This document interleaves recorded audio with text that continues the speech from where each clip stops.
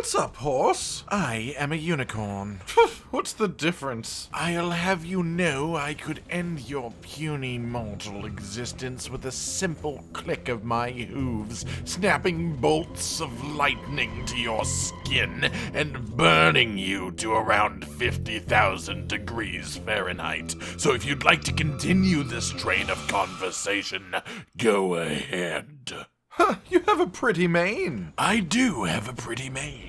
Ladies, gentlemen, and monsters of all ages, now that Iceborne is all completed and wrapped up in a shiny bow of DLC, I have all of the information that I need to come to a few conclusions about this era in Monster Hunter history. One of these conclusions is difficulty. More specifically, the difficulty of the monsters involved, and which ones I consider to be the hardest, as this is my personal list after all. And I may call it a list, but given what it is about, it might be more accurate to call this a structured rant. I love every creature in the Monster Hunter series, even Gypseros, regardless of their difficulty, so no hard feelings to the ones that I am about to yell at. Actually, no. Very specifically hard feelings, but not as in I hate you, as in my opinion is that you feel quite hard. So, segue. Number 5. Okie dokie, let's fire blue particle cannons. Lunastra. As this list is designed to very specifically go over both base world creatures and Iceborne creatures, I would be remiss to not mention the queen of carding people in multiplayer quests, Lunastra. For the longest time pre-Iceborne, Lunastra was one of the most dreaded creatures for me to join SOS flares on, because you were almost guaranteed that one person on the quest would cart to her supernova. Every time that it happened, it might not be the same person each time, but one person on the hunt would cart to it. It wasn't necessarily unavoidable, but because of how sudden and how strong it is if you are locked in an animation, it can be a big, bad problem. This is exacerbated even further by the fact that flashing her with the flash pods makes her do her supernova even sooner. If you are on voice with people and plan this properly, it can actually be really effective. Get her to dump her super move while you're all prepared to dodge it, then go back into the fight normally. With the much more common uncoordinated groups, however, it wasn't unlikely to happen upon someone who hadn't yet realized this mechanic and saw a monster fly up in the air and thought, well, now must be the perfect time to flash them, inevitably causing a really poorly timed supernova that executed multiple people. This, of course, only grew in Master Rank, which is why I think she really deserved a spot on this list, because the Master Rank move genuinely adds difficulty to the fight, being the same type of difficult to avoid heat wave damages of supernova, which, by the way, does just so much damage in Master Rank that once again it became rare to see a supernova happen without at least one person dying. Lunastra be hard, yo. Number 4. On a scale of 1 to 10, 1 being not so extreme and 10 being extremely extreme, I give this a 9.5! Check it out, Extreme Cheddar! Extreme Behemoth.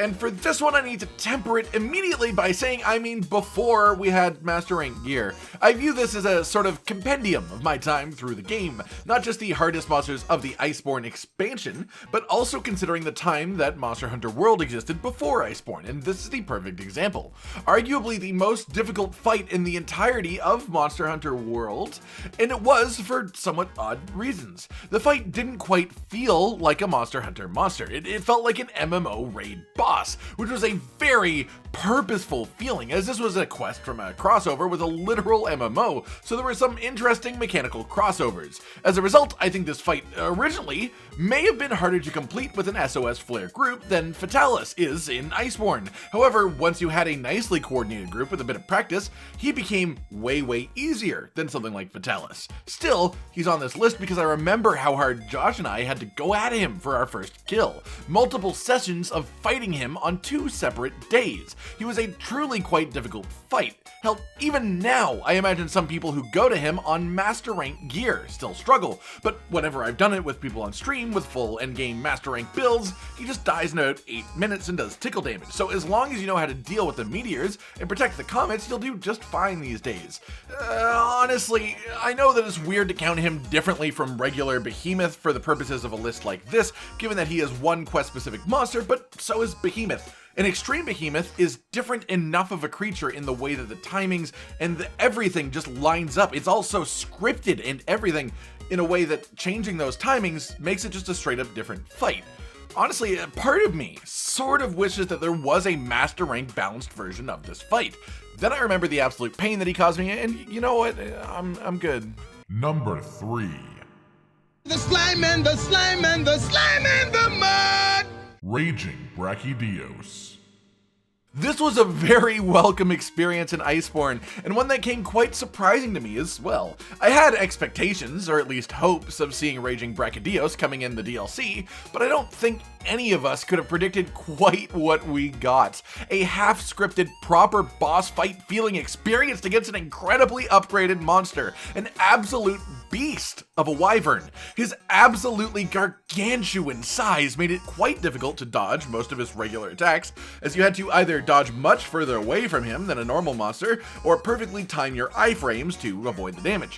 When you do damage to him, he literally reacts to you doing damage to that part of him, drops slime directly under it, which then explodes, essentially removing the ability of certain faster weapons to get full combos off, because you get halfway through the combo and have to move if you didn't want to blow up. Made it a lot easier for more hit and run weapons. Honestly, not even ranged weapons are particularly safe from his onslaught, as his slime puddles are massive, and he has attacks that send them out a crazy distance in multiple different patterns. He ends his time on this earth by switching up the phase entirely, putting up walls on the sides of this final arena and trapping you in with him, and while his moveset is arguably easier to deal with in here, the inability to leave definitely bumps up the pressure in a notable way. He was one hell of a hard fight the first time around learning his patterns, and he continues to be a pretty intense experience every time I enter combat with him to this day, which is why he definitely earns a spot on my list. Number 1A. You, me, elements of nature.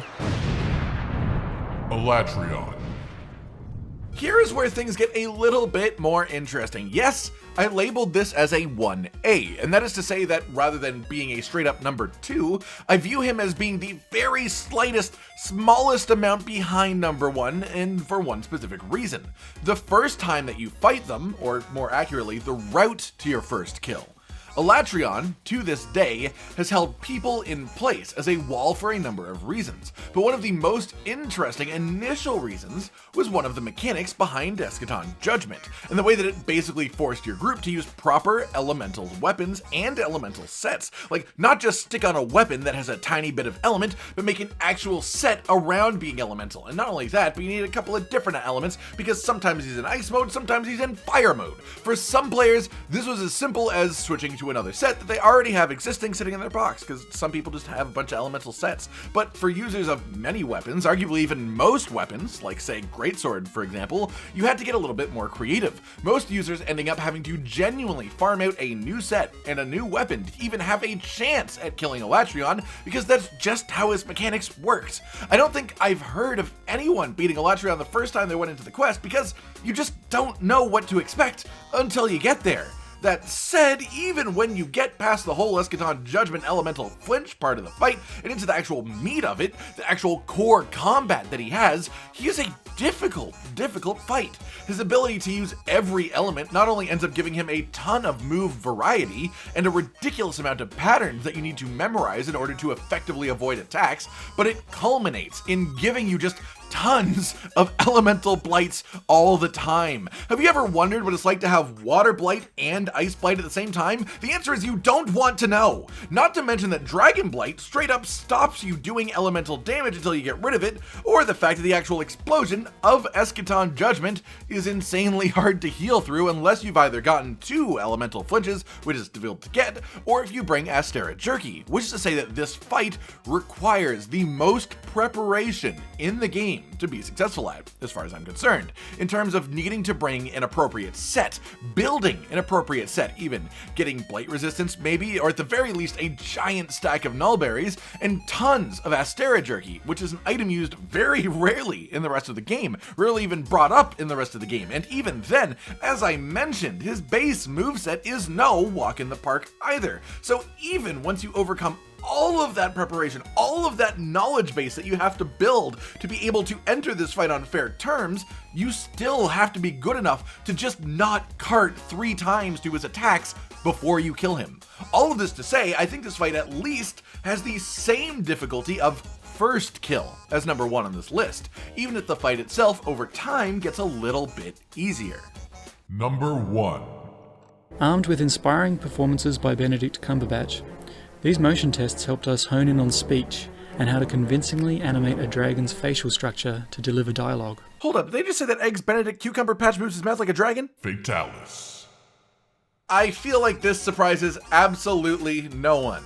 This creature was an absolute, monster, living in the nightmares of hunters everywhere, seeking not only their first kill, not only their second kill, but however many it took to craft the entire insanely strong armor set or each of the insanely strong weapons that they wanted to use, each requiring multiple of his eyes. What I'm getting at here is I personally use a lot of different weapons, so I had to kill him many times. What I learned? He never stops being insanely hard. And part of the reason for that is his damage itself. He just does so much damage with every little attack, every little movement, that being properly offensively aggressive against him requires the utmost patience and precision to avoid getting knocked flat on your ass. Not to mention just the amount of space that he covers with each of these attacks. He is so large and his attacks are so sweeping, even his breath attacks cover a large area of space, so you just have very small areas of actually safe space around him, no matter what he's doing.